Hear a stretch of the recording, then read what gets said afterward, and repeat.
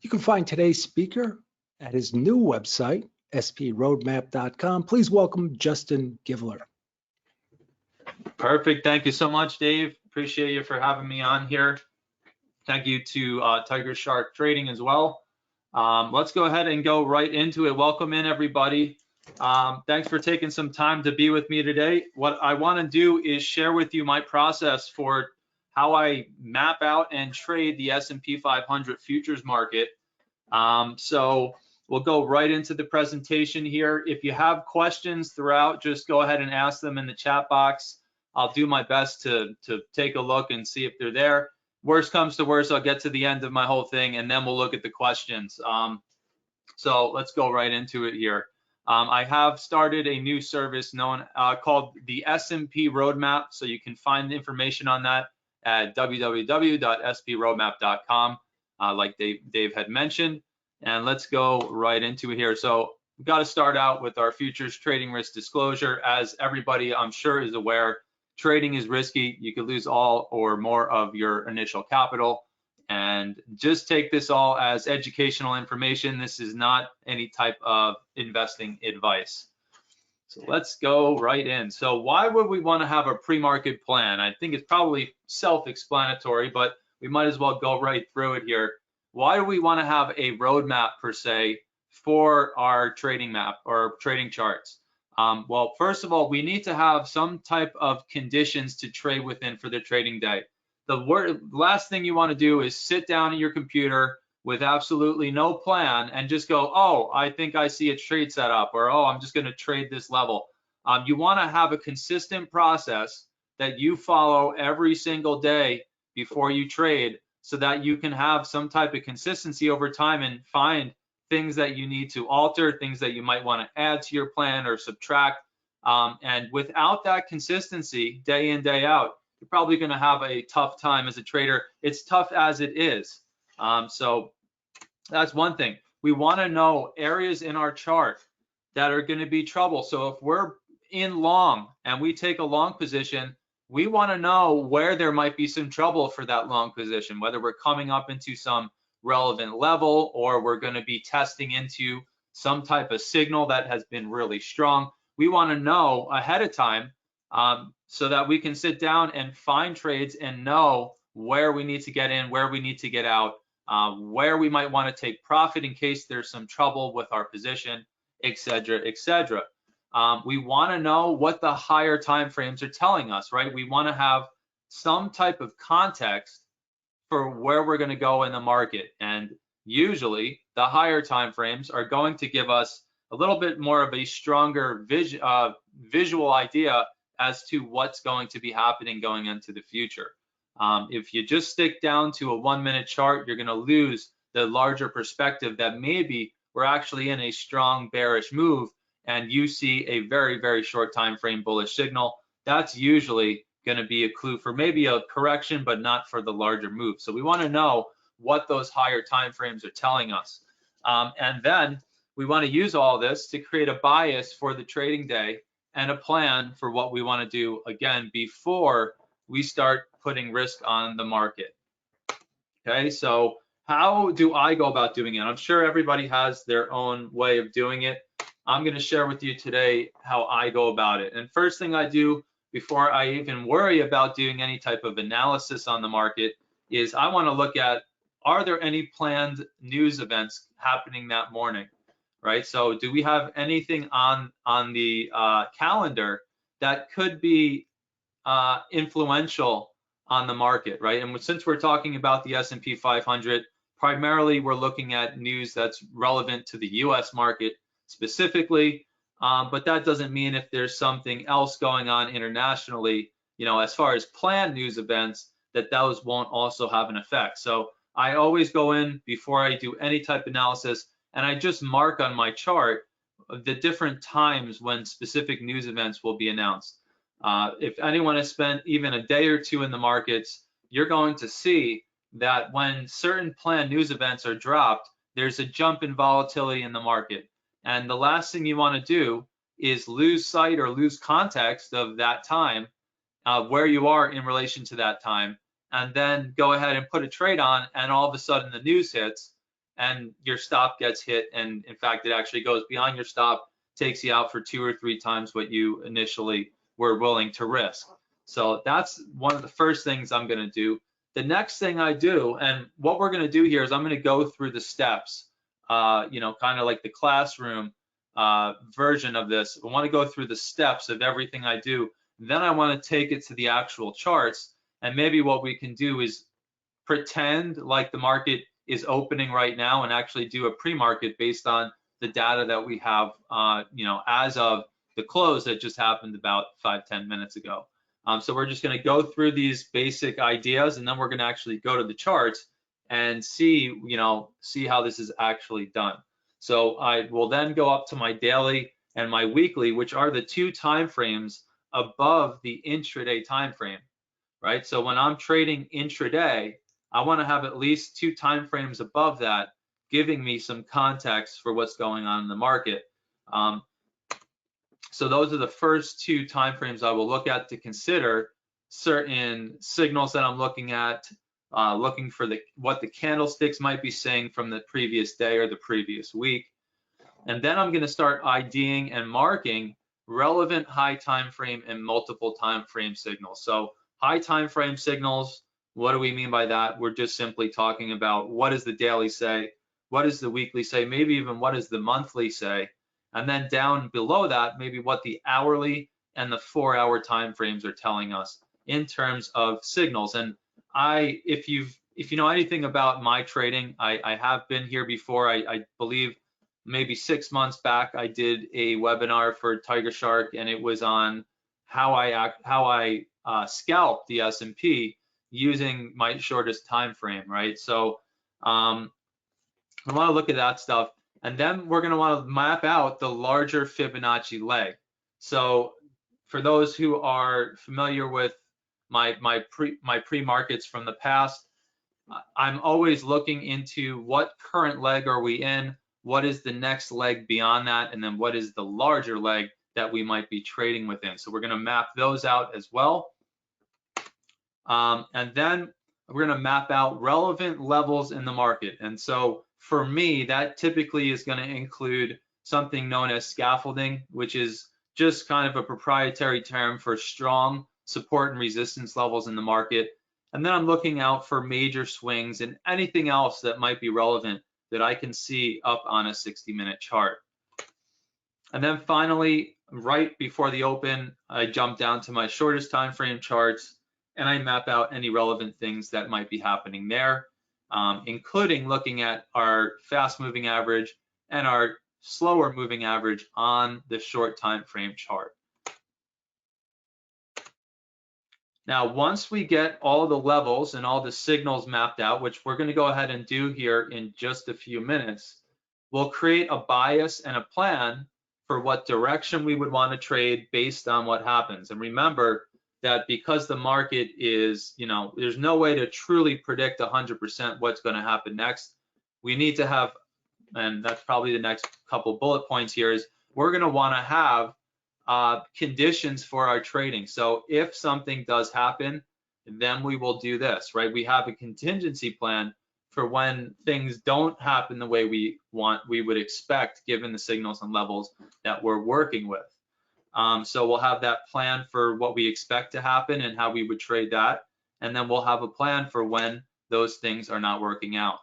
I always say this to my traders, whenever we're dealing with trading, it's always just a series of if-then statements. So if, say, this level holds, then maybe we want to do this, right? If this signal holds, then if this signal doesn't hold and this level breaks, then we want to do this, right?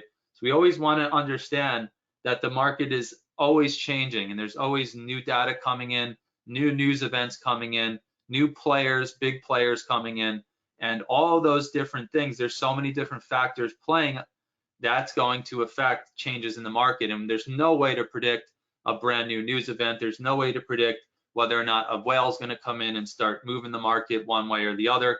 And so basically what we're doing is we're just reacting to what's happening and mitigating our risk and following a basic rubric or a basic kind of guideline or roadmap as to where we would want to put trades on the market, where we would want to take profit, and maybe where we would want to stay out of the market.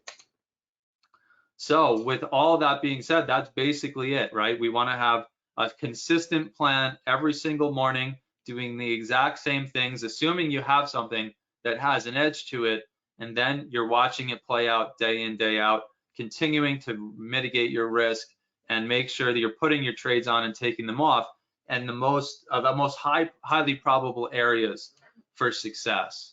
So I'm going to pull the PowerPoint off here, and we're going to go up to the charts. And again, the first thing, so bullet point number 1 is I want to mark news on my shortest time frame chart. So when I'm trading, I'm typically trading with my shortest time frame up in addition to other time frames as well, right? So I've got my tick chart, I've also got a 3-minute chart, a 30-minute chart, and a couple charts in between those time frames, so I can see the market from multiple vantage points, right?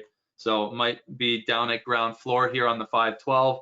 I might be up on the 10th floor on my 30-minute chart, and I might be up on the skyscraper looking down when I'm looking at my hourly or my 4-hour chart. So those are the time frames I'm looking at. But on the shortest time frame, this is really where I'm trying to find specific trade setups. And as you can see beautifully at the end of the day here, beautiful parry right off our 200 moving average. And that's one of our textbook trades, is a extension out, pull back to hold the 200 and bounce. So there have been some pretty decent moves here today. But anyway, I digress. So let's look at today's news. And what I normally do is I keep it very, very basic. I don't go to Forex Factory. I don't go to some of these websites where there's, you know, hundreds of different news events listed out. I stick to a very basic layout, and that is just to go to the us.econoday.com website. It's free. They update it every week with new news, relevant information. And I come here and I basically just look. Do we have CPI coming out? Do we have maybe jobless claims or some other relevant things, including maybe even just the release of the Treasury statement or the Fed balance sheet? These are things that have an influence on the market. So I'll come in. It just so happens this week, Monday and Tuesday, nothing too relevant. I'm mostly looking at these red and green dotted news events. So you guys, if you've been in the futures market for a couple months, I'm sure you've heard consumer sentiment a few times. I'm sure you heard about the Fed balance sheet being released. I'm pretty sure you better be aware of CPI or jobless claims. These type of things all seem to have a strong influence on the S&P 500.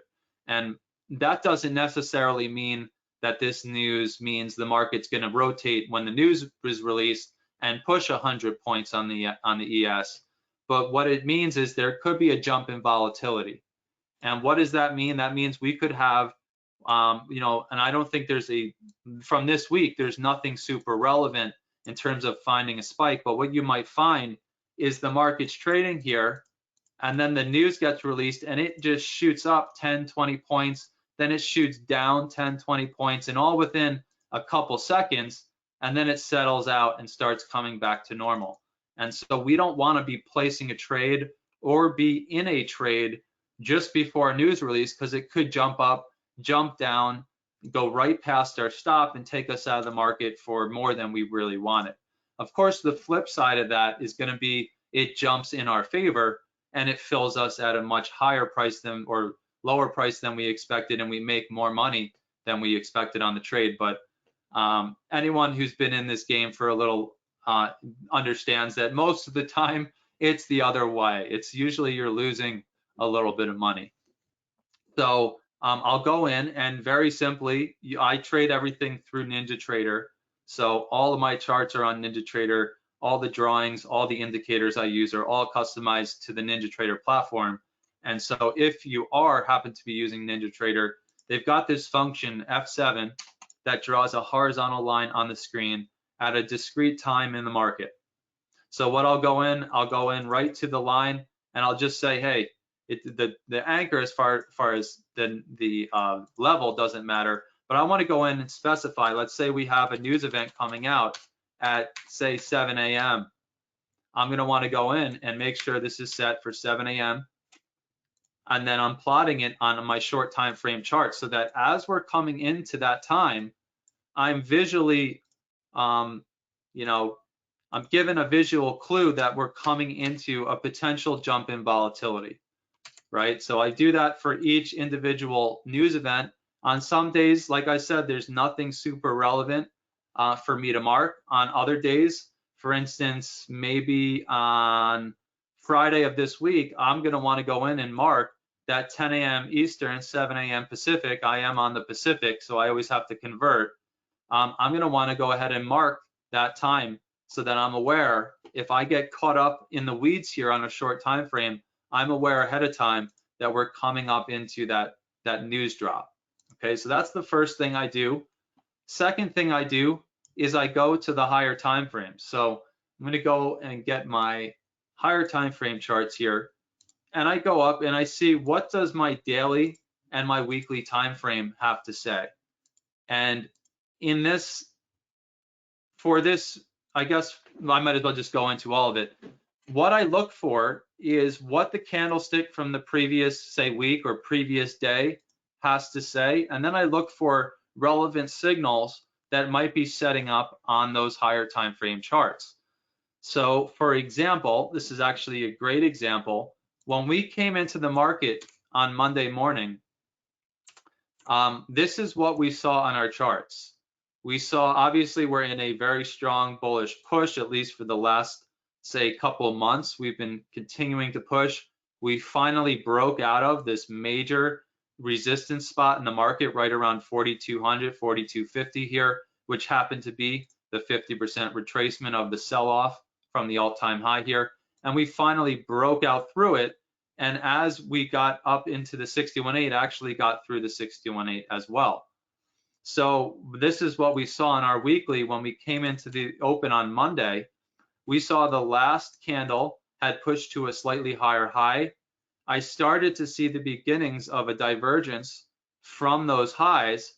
And so we watched that and monitored that as we came into Monday. And so far, as you can see, Monday and Tuesday this week, we have pulled back and essentially retraced that previous weekly candle, or at least the last two weekly candles, by a little bit here, right? So we actually are getting follow through, and this was actually the high of 2 Fridays ago. And then last week, you can see we did sell off, and we found a little bit of support around 50% of this, what I call my signal candle. When the signal started to form, it started showing from this candlestick, and then assuming we can't get through that high, we're going to actually have some confirmation once we can break the low of that signal candle, right? So far, coming into this week, right, we're now in Tuesday of this week, we looked at the previous week and saw we got the follow through. However, we were holding right around 50% of the signal candle, right? So what we want to see coming into this week, if there's going to be follow through from a potential bearish signal from the highs of 2 weeks ago, we want to see the market continue to travel lower and ideally break the low of the signal candle itself, right? So coming into this week here, this is what we saw. We saw that we got continuation from 2 Fridays ago, and we saw we actually broke the low of last week, coming in, I believe, onto Monday there. So everything looked like we were getting continuation from the high of 2 weeks ago. And again, it'll all change. Remember, it's conditional in the market if the bulls can go ahead and rip through that high. If the bulls end up getting through the high of the signal candle, well, then that whole thing is done with, right? We got to reconsider what we're working with. But so far, so good. For the last 2 weeks, we haven't been able to get through the high of this candlestick here where the signal started to form. And now what we're expecting from that is a continuation lower. Okay, so on the weekly here, again, I'm looking for specific candlestick patterns. I'm looking for divergence patterns.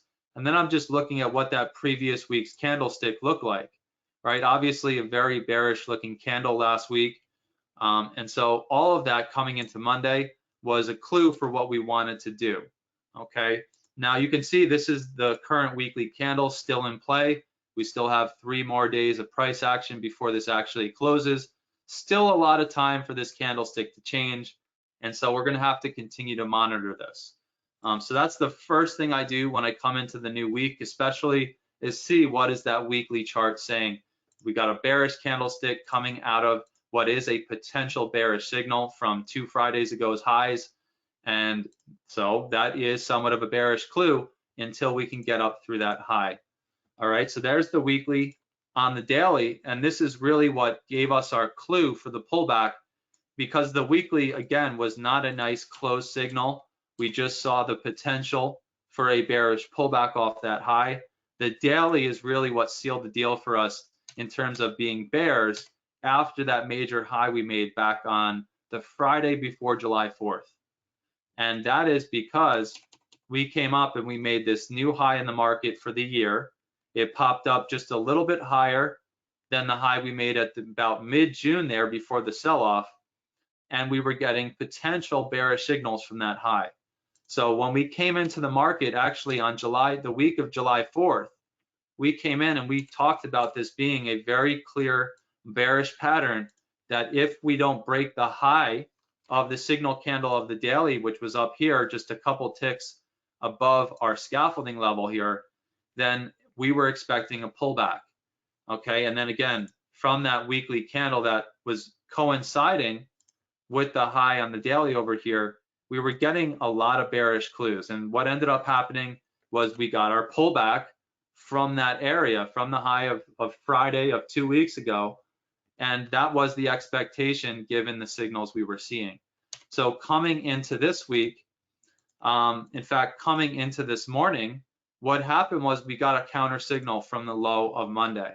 So the whole pullback, which we can see up on the weekly here as being this very red looking candle, coming into the new week here, this is now this week, on our daily, we actually got a counter signal on Monday. So as of the close of Monday, we had a beautiful potential bullish signal forming off that low. So that told me not only the signal, but the candlestick itself told me there's a good clue coming into Tuesday, which was today. There was a good clue for the bulls to try to break out to the upside and get through the high of that candlestick right there, right? The signal candle where we got our bullish signal from the lows gave us some clues for a breakout to the upside. And this morning, exactly what we expected, a break through the high of the signal candle, an attempt by the bulls to push higher, is exactly what happened here. So we're using these signals, we're using the actual candlestick interpretation itself as clues for what we would expect to happen coming into the next day, right? So coming into this morning, we had a beautiful bullish looking candlestick, huge doji to the downside, I guess you could call that a hammer, and a nice bullish signal from that low. So that's what gave us some clues for the bulls this morning. And that's what I'm doing here when I look at my daily and my weekly charts. I'm seeing, do we have some signals that are showing up? Do we have specific candlestick patterns, or are the candlesticks themselves hinting at potential rotations or reversals in and of themselves? And then we're using that to help build a context when we go into the shorter time frames here to start looking for trade setups. So to kind of put it all together here, coming into this week, remember we were coming off of a bearish potential weekly signal. We did come down in the week of July 4th and sell off as that expectation, again, off that nice daily bearish signal from the high of the year. We pulled back, and then it just so happens on Monday of this week, we got a counter signal on the daily time frame. And so that whole sell-off that we were expecting from this potential weekly bearish signal and from this really clear daily bearish signal that actually was an official signal, we actually got our counter signal. So that told us that although we had a bearish feel for the market for the whole week of July 4th, coming into this week, we actually got our first clue that a rotation would make sense. Okay, so we got the bullish signal there. Then what I like to do is go to my hourly and my 4-hour charts and see, do we have any signals that might be bolstering that daily signal? So if I got a daily signal from the lows Do I also get a hourly bullish signal from that same low? Do I get a 4-hour bullish signal from that low? And when the hourly, the 4-hour, and the daily all give the same signal, and remember on the daily, it's just going to be potential.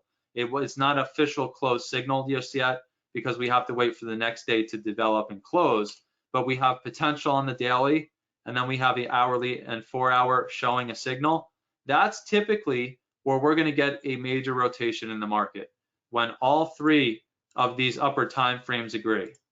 And so we got that basically from the highs. Well, we got it back here and towards the end of June. We got a nice clear, this was a higher time frame bearish signal at the end of June there, going into the beginning of July. And now we're getting a counter signal for the bulls on this pullback from the low of the week so far, and we're getting the hourly, 4-hour, and daily agreeing. So this whole bounce that we got ever since Monday's close, or even arguably from the low of Monday, we had the nice hourly signal down there. We have gotten a beautiful, what I guess you could call a retracement of the leg down. And so these are the things that I'm looking at just from a candlestick and a signal perspective before I ever go and start looking for some levels on the market or anything else. I want to see, do I have any confluence of signals from specific areas on the chart? And what makes it even sexier is if it's actually a rotation off of one of the levels that we look at on the market. So sometimes we come right into a retracement level. You can see these circled areas in the chart. These are all times when the market came right to a retracement, nearly to the tick, if not to the tick, and rotated off of it. And sometimes that rotation happens to be the major turn. In fact, I think the sexiest thing to happen so far since we started the S&P roadmap service is this rotation right here back on June 26th. Because before we ever made it down to that area, we were watching this level right here, 43.69 quarter down to 43.67 half. We had a 2-point pocket here that I told our members for about 2 weeks, as we continued to get closer, that pocket right there and this pocket here from 45 to 48 were the two pockets I thought were probably the highest probability for a bounce. And what ended up happening? We came down nearly to the tick off that level. There's 69 quarter, there's the bounce 68 half, right inside of that 2-point pocket. And that was the beginning of the major rotation back up. So if we go up to our daily, that's this signal right here, where we began the push to a new all-time high for the year, or a new yearly high. I shouldn't say new all-time high. So if we have signals all lining up, and it just so happens they're at one of our levels or one of our pockets of expected support or resistance, then that's more icing on the cake for the expectation of that move, right? So we haven't talked about levels just yet. I just wanted to lay the foundation of looking at higher time frame signals. When you find a confluence of higher time frame signals, when you have the hourly, you have the 4-hour, maybe even have that daily showing some potential in the same direction of the other two signals, that's where you're going to get your biggest rotation. So if you're a swing trader and you're looking for big moves, all you basically have to do is come up to your hourly, 4-hour, and daily and find when they start to all align and the stars start to come together, and that's where you're going to want to place your swing trades. And if you would have done it back on Monday of July, before July 4th, you would have caught this, just about 100-point sell-off. If you would have caught it long back on, again, whatever day that was, June 26th, and maybe you were late, but you got in, say, 43.90, you got yourself another 100-point pop up to our next resistance area, which was that next scaffolding up there. So again, if you zoom out and look at the bigger picture, this is the daily. Every single major rotation, not every, but almost every major rotation on the chart has a daily signal leading it. So if you could just get used to finding potential setups on the daily, looking for divergence, and seeing if the hourly and the 4-hour are in agreement, at that point in the chart, that's where you're going to probably find the largest pushes in the market. Now, sometimes the market is going to get a push, but it's going to be kind of a back and forth chop fest. And there's no way to avoid that. There's no way to avoid whether or not the market's going to chop up and down for a couple days or a couple weeks and be in a very tight balanced area of the chart, or it's going to be the low, right, like right here, that begins a 200, 300, 400, 500, 600 point push, right? So the key thing is to be aware of when you have those three key high time frames all agreeing on a signal. For all we know, right now, you guys could be here for the beginning of the next breakout to new highs for the year. I don't want to prognosticate and say that we are guaranteed a move to break the yearly high and push to a new yearly high, but right now, that's what the cards have in them right now. We have a clear daily bullish signal from that low. We broke the high of that signal candle, so now it's official signal for the daily, and we have the hourly and the 4-hour bolstering that signal as well. So we're going to see now over the next, I guess, 3, 4, 5 days, maybe to the end of the week, are the bulls going to have the strength here to actually go ahead and rip things higher?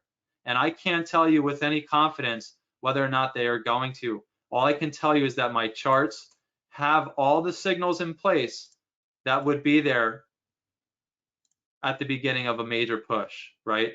So we don't know if the bears are going to jump right back in here and they're going to just kind of pop, you know, maybe we'll get one more pop and they just rip it back down. That could always happen, right? We don't know what's going to happen next, but the cards are all showing that the potential is for a bounce right now. Okay, so that's what I'm doing up here when I look at my signals on the high time frames, is I'm giving myself a little bit of a bias for direction. After I get all these signals up and I find sometimes nothing lines up, like we could have came in this morning or on Monday and we could have had no alignment of signals, and that's perfectly fine. We don't need to have an alignment of the higher time frame signals in order to trade. We just want to be aware of when they're setting up, right? So if we're not aware of them, then we're just shooting in the breeze. But when we start to have some type of signal building up, it's giving us some clues for what we want to do that trading day. And again, like I said, some days we're not going to have an alignment. We're not going to have the stars aligning for the perfect type of setup.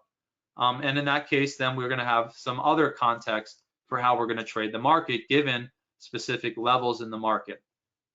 So let's go down now, and what I typically do is I'll start at the hourly chart, which gives me kind of a good overview of what things look like from maybe a little bit of the shorter time frame, but also the larger context in the chart.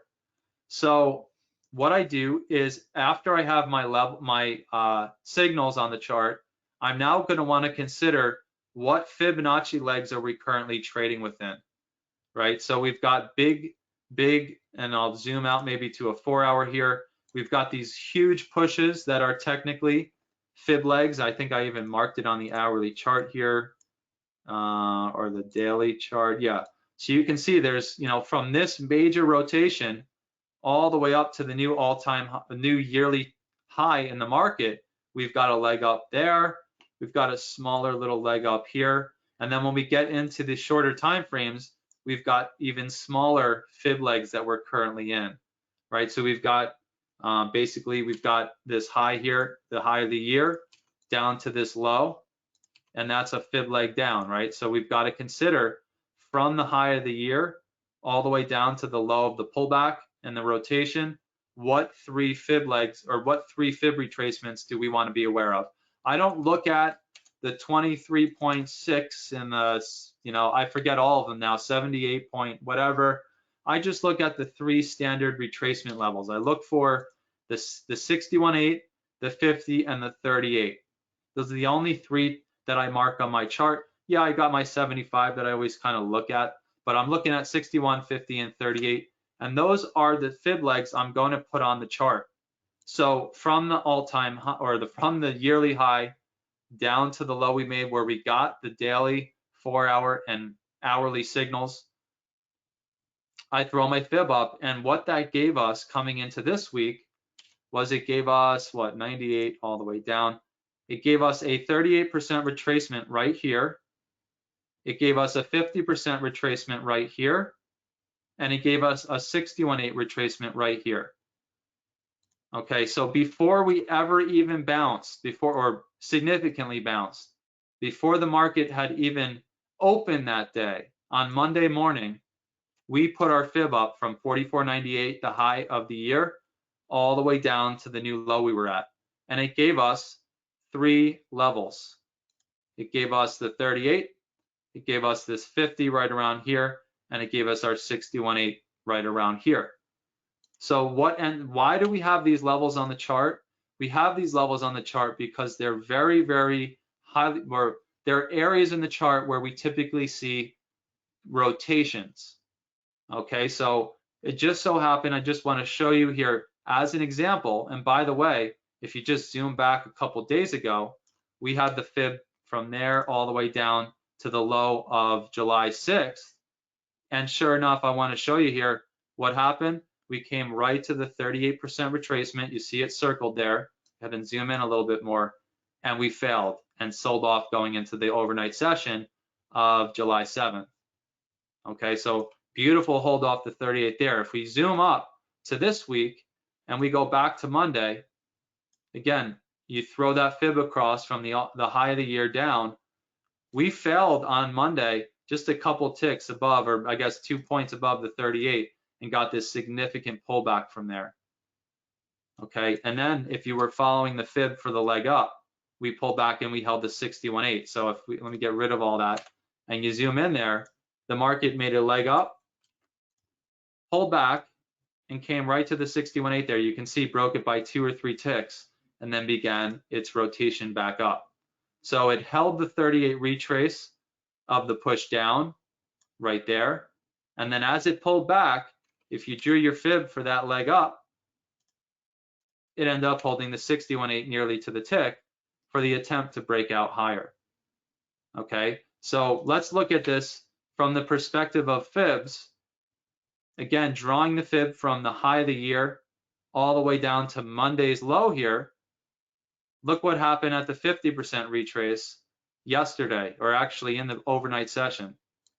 So in our overnight session last night, the high of the overnight session for a little while there was the 50% retrace, again, nearly to the tick. So as you can see, the market sold off from 44.98, bounced, and then rejected off the 38, pulled back, held that fib retracement right there, popped to the 50, held it to the tick, and we had these levels on our chart since Monday. And then finally, in today's session, the high of the morning there was the 61.8 retrace, I think actually to the freaking tick. Now, we didn't hold and sell off all the way back down to the lows here, but the most significant pullback that we got this morning was directly off the 61.8. I can go ahead and zoom all the way in. It was literally to the tick, almost like we did from the 50, almost like we did from the 38. Okay, and then we pulled back, and maybe we even held the retracement of this morning session at the 61.8 right there, actually to the tick, and we are continuing to push higher now. So that is why, and that was just a long-winded way of giving you an example of why I watch these fib legs, because day in, day out, I see rotations off of these levels to the tick in many instances happen just, again, hour by hour when you're watching this stuff. In fact, this morning we pulled back and we bounced 1 point in front of the 38% retracement of this whole push up. So if you were watching this whole fib, we came all the way up to that high, we pulled back, and again, 1 point, actually it was, 1 point in front of the 38 retrace, and we rotated back up to come up and fail off the 61.8 of the larger leg that we were pushing back up into. Okay, so this is why I like fibs, because they work and they give me very low, kind of low risk areas to find opportunities for trades. Because if they hold these levels, they're typically holding them within a few ticks, a few points, and turning, right? So I can rely on these levels as high, areas where I can find really good trade setups that I don't have to accept a lot of risk on, right? I don't need to worry about the market coming all the way up to here and keeping my risk above there. My risk is basically right above this level somewhere, because if it's going to work and it's going to hold, it's more than likely going to hold and pull back from that level. Okay, so I map out, once I have all my high time frame signals, I come up here and I map out these levels. So this morning in our pre-market, we had 61.8 as the final level. We had already hit the 50% in the overnight session. We had already hit the 38% retracement in yesterday's market on Monday morning there. So the only level we had left was the 61.8 coming into this morning's open. And this morning's open was somewhere right around this area over here, okay? So not only do I look at the leg down, so the bigger leg down that we're currently pushing up into, but I also look at what are the fib legs for if we fail lower, right? So we have fibs for the way up. That was the 38, the 50, and the 61 in this context right here. And then I look at what is going on below us. So if the market starts to sell off from the current high from today, basically, I want to know where my 38, my 50, and my 61 are for that specific leg. And then I want to consider the bigger leg that we're currently trading in, which, by the way, was, again, from that major rotation we talked about 5-10 minutes ago off our support level here all the way up to this high. And it just so happens that the 61.8 we basically held, again, with about a point in front of it. We bounced a couple days ago, and we've already peeked through it again to make this new low here on Monday. So basically the fib leg of this push up that we've already retraced and bounced from is done with, right? We've already tested around the 50 or the 38. In fact, it went right through the 38, right through the 50, and came to the 61, held, bounced, bears came back in, we pushed a little lower and bounced again. And notice we just broke the high at the end of the day. We just broke this major high in the market. So this is another slight clue that the bullish bias we've had since we made the low on Monday might be coming to fruition here for a bigger breakout to the upside. That would be that first sign as we break through this high. All right, so this bigger leg that we're currently pulling back into right now is basically done with, right? We already tested, we disrespected the 38 and the 50 and went right through it, at least from a 60-minute perspective. I can't see on a shorter time frame if we bounced a little bit from those areas, but we went through and held the 61 and then came and retested and pushed through the 61. So this leg is done. Now I want to consider what are the bigger legs that we're currently trading in, and it just so happens right now the next major leg we're in is from the lows around 41.06 up to, again, the yearly high at 44.98, and that gives us our next three major fibs below. All right, so once I have all of these little fib legs figured out and marked up, now I'm going to go ahead and start looking into what levels do I want to be aware of in terms of potential strong support and resistance in the market. So first things first, we're going to cover what I consider the most basic levels that we look at, and then we'll go into the others. So if you zoom all the way out, and maybe we'll do it here on the 4-hour, and you look at what the market has done over the course of multiple months and multiple years, maybe, assuming you have enough data loaded up, you're going to notice that there are very discrete areas on the chart where we get rotations, right? Where the market will make large moves and then turn very discreetly off specific areas in the chart. And all these really are just strong support and resistance levels. So what I do is I go back, again, considering years, if I can, years of price action, and I look for the strongest support and resistance levels in the market. Okay, and these are areas where typically we see the market come up into, find a major hold and turn, for the bullish side or the bearish side. And when I do this when the new contract comes out. So for those who are familiar with trading the S&P futures market, every 3 months the contract expires and we roll over into the next quarterly contract or 3-month contract.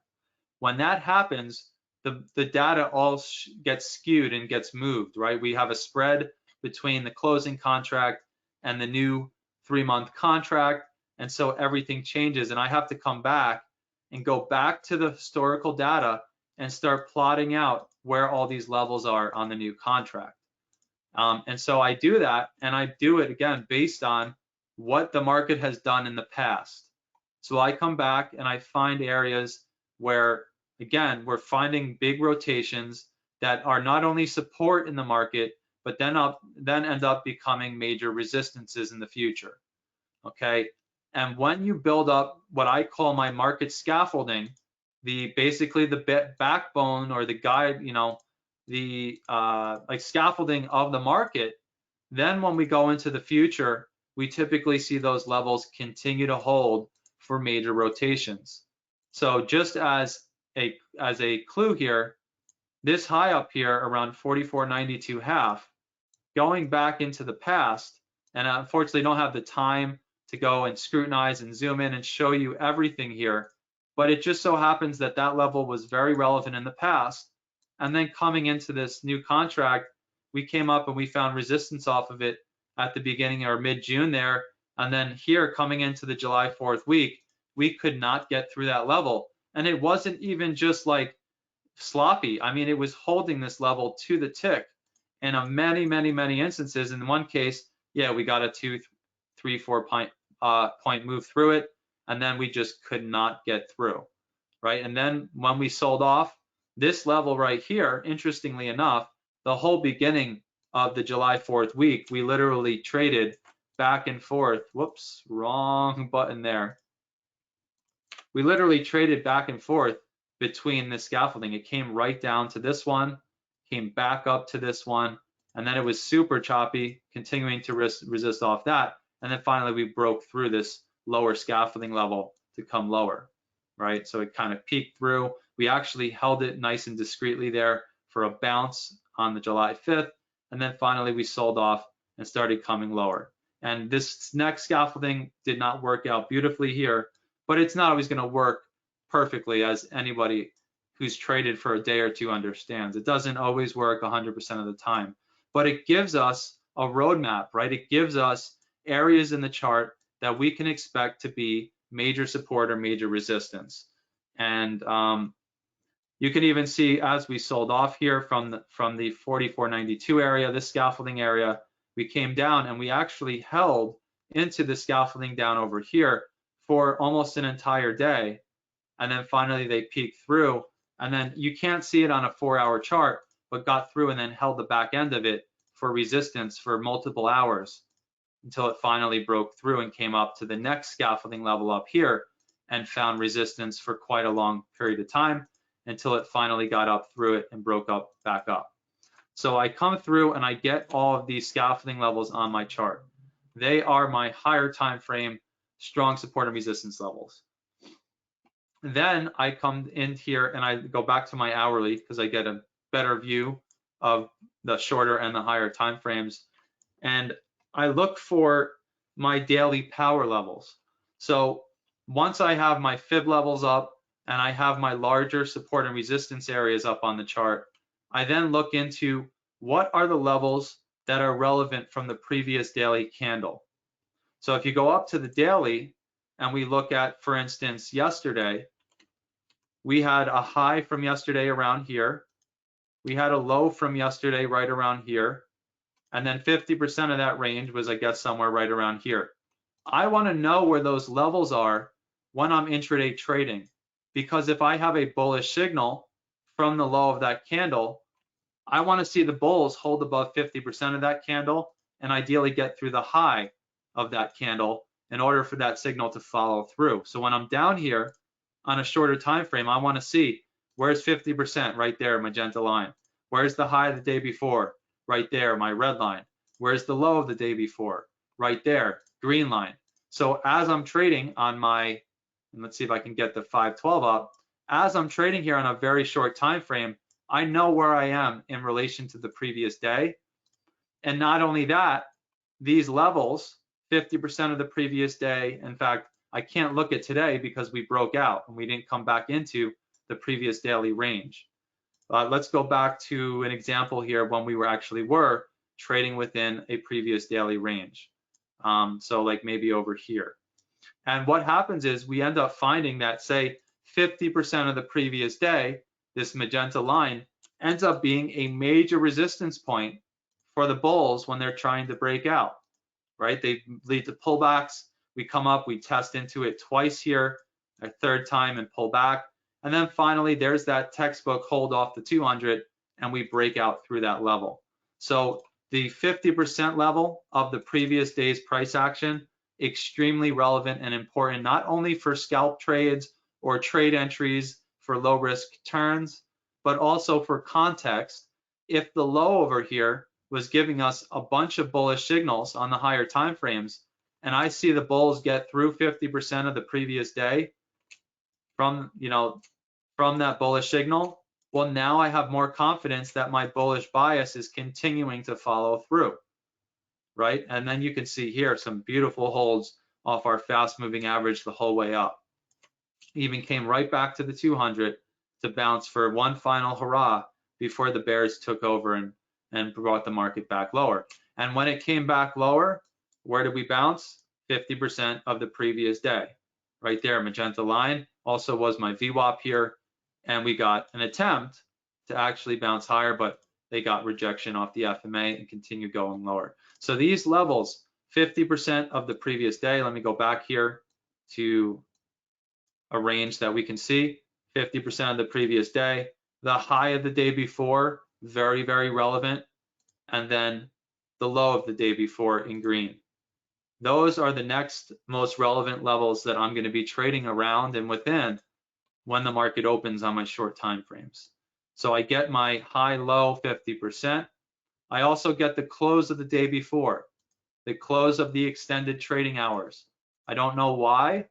I just see this work many times a week where the market retraces right back to the close of the day before and then gets a major rotation from there. And there might even be some beautiful examples from the last couple of days. I remember we had some beautiful examples. Now to cut through here, here's a great example. We came into the open a couple days ago.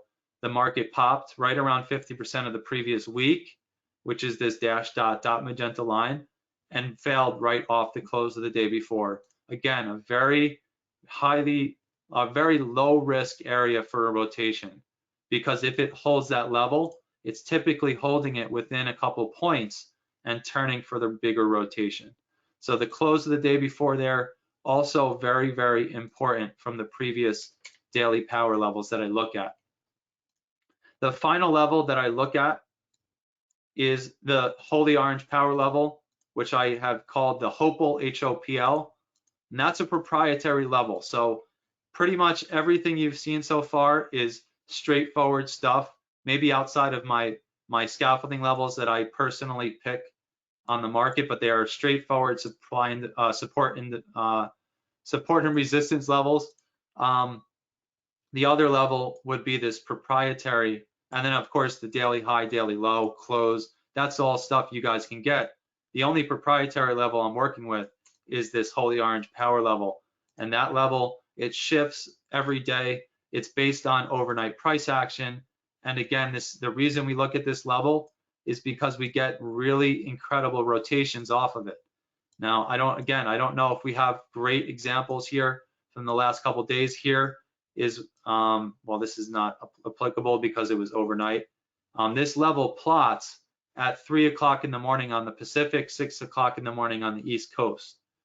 What we see though is a lot of times beautiful rotations right off that level. Like I said, I don't know if I have a perfect example for you here from the last couple days, but that as well is the other level I'm looking at. So to kind of put it all together and maybe wrap this up now, is we're looking for major retracement levels in the market.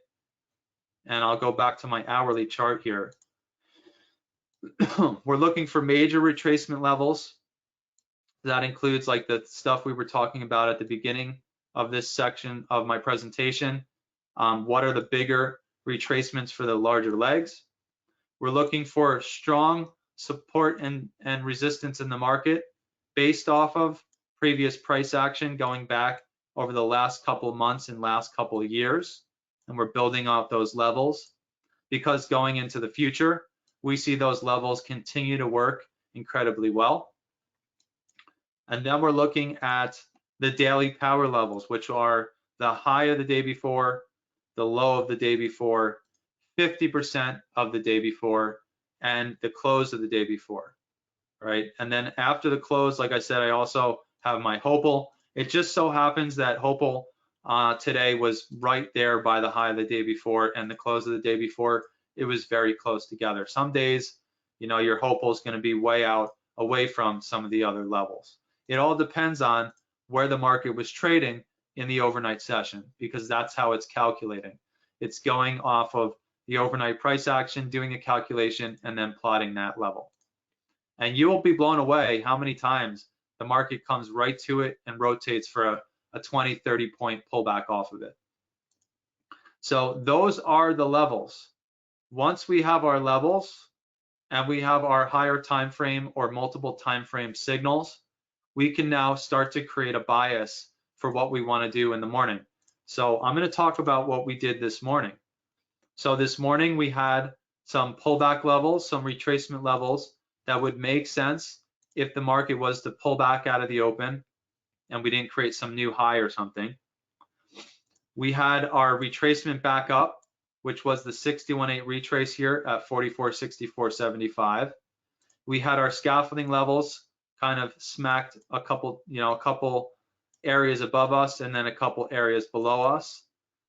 And then we had our shortest time frame, which I haven't talked about, but we'll talk about that in a minute. And then we had our signal from Monday's low. Remember, we said the daily had a bullish signal from Monday's low. The 4-hour was agreeing, again, not necessarily my favorite signal from the 4-hour, but it was there. And then the hourly had a nice, beautiful, clean local bullish signal from there as well. And coming into the open, we had pushed from that signal, pulled back, held 61.8 of that leg, pushed to a new high. We broke out through the high of the signal candle, the day before's candle. And so coming into this morning, we had a clue that it would make sense for the bulls to continue to push higher. Okay, so let's look at actually the shortest time frame and take a look here at what happened this morning. And just make sure I'm on the right day here at the right time. So we opened at 6:30. Let me get rid of this. We opened at 6:30. The market failed off 50% of the previous week, which again is that really important level we want to see the bulls get through. They pulled back, and yes, there was a sell-off out of the open, but then we pushed to new highs and got to a new high here at the end of the day. So there was a little bit of a pullback out of the open, and then we pushed to a new high, pulled back again, held VWAP, and pushed to a new high, just a couple ticks in front of our next scaffolding area. So here's the thing. One of the major levels we talked about being resistance this morning, if we could get through 50% of the previous week, we were talking about the scaffolding. We were talking about the 61.8 retrace here at 44.65, give or take a tick or two. So what happened? They came right to scaffolding. There was not really much of reaction, right? And then came up and then got the biggest rotation of the day right off that 61.8 retracement. Pulled back, like I said, basically held the VWAP here. Of course, they had to peek through, probably take some of the longs out, take the stops out of some of the longs, and then took it to a new high for the day, right? So that's basically taking our higher time frame signals. And what happened to my 60-minute chart here? Taking the 60-minute signal, taking the 4-hour signal, taking that daily signal, and because we actually broke the high of the candlestick, that gave us the potential signal, expecting the continuation higher coming into this morning. And so that kind of wraps up what we do here in terms of finding a bias for the morning, waiting for those days when the stars start to align for a specific direction based off of a signal. And then we're looking for very, very, very strong levels in the market to find areas to get trades for rotations or supports, depending on where we are in bullish or bearish. The final thing that I forgot to mention is we like to come in and look at our shortest time frame to see where we are in relation to the 200 moving average and our fast moving average. And all I have to do is zoom out and show you how many times we literally hold that level nearly to the tick, that 200, right? Now it's gonna not work every time, but when it works, it typically works for a rotation within a few ticks or a few points, right? So when we fail below it, we get beautiful plays off of it to the downside. When we start to get in strong moves to the upside, we get beautiful holds to the upside off of it. In fact, that's what happened here at the end of today. When we continued to try to break out, we came right back to the 200, and then at the end of the day here, came right to it and attempted to bounce again, right? So we look to see where is that 200 in relation to current market price. We look to see where our fast moving average is, and then we look to see where VWAP is. And those are those three moving averages that we look at on, and they're all built off of the 512 tick chart. Now the VWAP is always going to be the same no matter what time frame you put that on, right? So if you're looking at a 60-minute chart or a 512 tick or 1,000 tick or a 2-minute or a 3.5 minute, whatever it is, that is always going to be plotting in the same area. So I've got this plotted on my 3-minute, my 30-minute, my 10-minute, my 512. And the reason we're looking at VWAP is because VWAP is a very, very, very strong area in the chart. There are people who only trade with VWAP, and they trade, and I might be simplifying it a little too much here, but basically they want to be buying tests from the top end to look for a continuation the upside, or they're selling the back end, or they're waiting for the bulls or the bears to hold this level, and then they're developing a trade in the direction that they would expect because the market's trading above VWAP or trading below VWAP. And again, we see holds off VWAP nearly to the tick every week. Sometimes it will be every single day. Sometimes for a day or two it won't work very well, but then you'll see this type of setup right off of it. Again, retesting it, one tick in front, bouncing out. In fact, that reminds me of a setup that happened here off VWAP on Sunday. So coming into the open or coming into the Globex session on Sunday, this, my friends, is one of our textbook trade setups. This is Sunday's Globex session coming into the beginning of this week, about 4 or 5 p.m., 6, 7, 8 p.m. on the East Coast. We come down, come right to VWAP. It's actually also a beautiful 50% retrace of that leg to the tick, and then we fail, right? So this VWAP here, again, even right out the open, we pull back, we hold it to the upside, bounced out, came here, it actually kind of did a little something and then came down, and then we held it here for the push down. So that's why I watch VWAP. It is a very, very relevant level on the chart, and we see day in, day out, beautiful reactions right off of it. In fact, this was VWAP and 50% of the previous day with a confluence there, right? So are there any questions? I mean, I went a little longer than I really anticipated here, but I'd like to stop and see, does anyone have any questions that I can address? Hey, what are all the indicators that you're using that wasn't proprietary? You talk about VWAP, you were using Fibonacci. What was your whole list?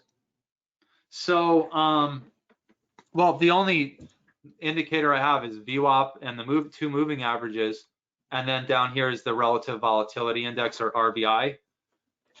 So this is, for all intents and purposes, an RSI indicator at the bottom that I'm using to determine divergence between what the indicator does and what the candlesticks are doing, or what price is doing. So this indicator down here is really, again, for all intents and purposes, is the only signal indicator we're looking at. And maybe what I should do here is go ahead and type it out here. We've got RVI, which is relative volatility index, and it's very, very similar to RSI.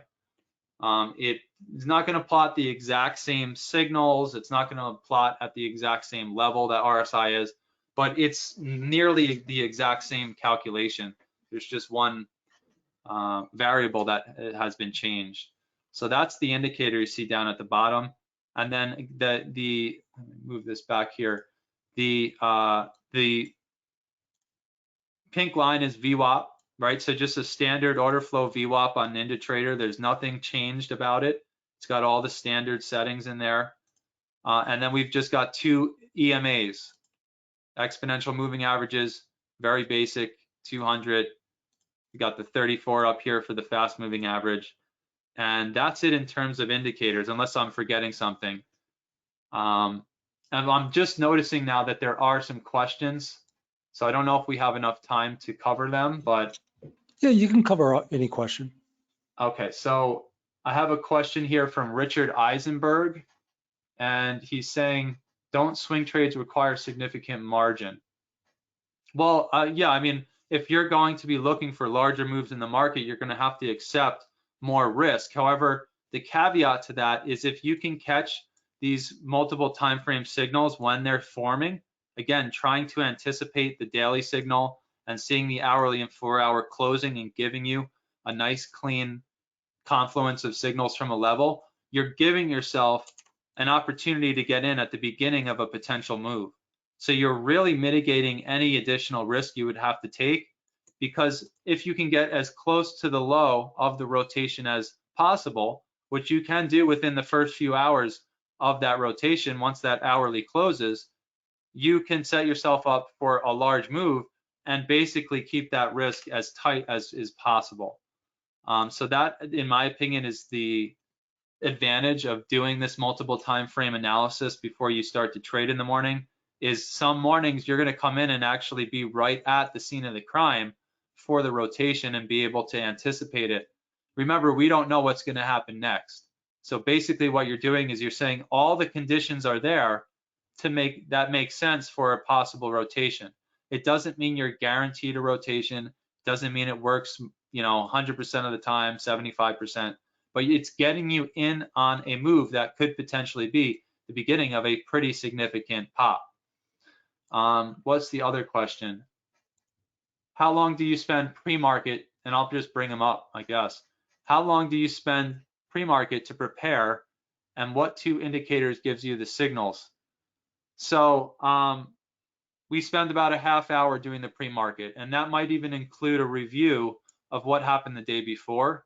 So we're spending about 30 minutes, a little less than 30 minutes, preparing the charts, getting all the levels on there, determining what signals make the most sense, if there are any signals that morning, and then going into it. What are the yellow, green, red dots? So these dots, and so people are asking about these dots you see, and let me get rid of that, take that off the chart there. All these green and red dots are where we got signals. So that's a green bullish signal. There's a red bearish signal. I didn't get to mark any of the ones up from today, but these are just divergent signals from the lows and from the highs.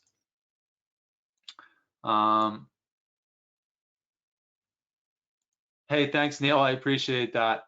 Let me just see if there's any other questions. Does anyone have any questions that I haven't addressed here? I think there's about 20 or 25 of you left in here right now. So just seeing, let's see, Chris Brock. Yeah, so this will be recorded. And finally, I should mention here, let me go back to my presentation.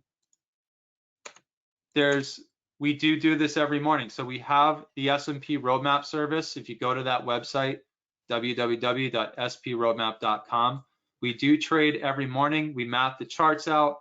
We establish the most important signals and levels that you're going to want to trade with. And then we also meet once a week and do a weekly webinar. So we cover trading strategy and we review anything pertinent that happened that day or that week, including setups or trade strategy information. And it's an open webinar for you to have direct question and answer with me. And then the S&P Roadmap service also includes our streaming charts. So this 512, I probably can't pull it up. Here it is. Our 512 chart, this will be streaming with all of the signals that you see forming down here, right? So these are divergent signals that are printing on the chart in real time, along with our 3-minute and our 30-minute charts. Those are streamed all day long for anyone who has subscribed to the service.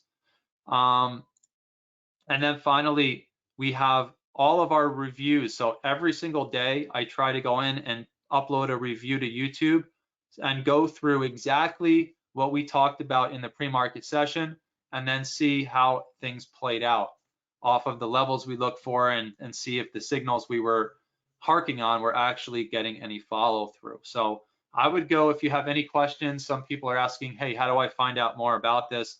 Go to sproadmap.com. And then if you want to check out the videos, it's the YouTube channel, JT Futures. All right. Now, RVI is a standard NinjaTrader. Let me see if I can pull it up. I don't know what just happened. Oh, here we go. So it's just a standard, well, I don't have it in here. This is why I customized it. There's a standard RVI indicator. So if you go to indicators on NinjaTrader 8, and almost every other platform should have this. If they don't, you might have to stick with the RSI, but you just go right down to RVI and there it is. And there's no special parameters. It's just a standard stock RVI. The only difference that you see on my chart here is I've got the 40 and the 60 lines marked because those that's kind of how I trade my RVI. And that should cover that.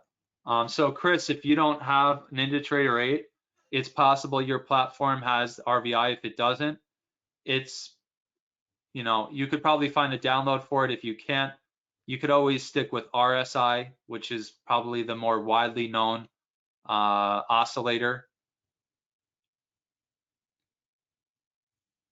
And let me see if there was any other questions.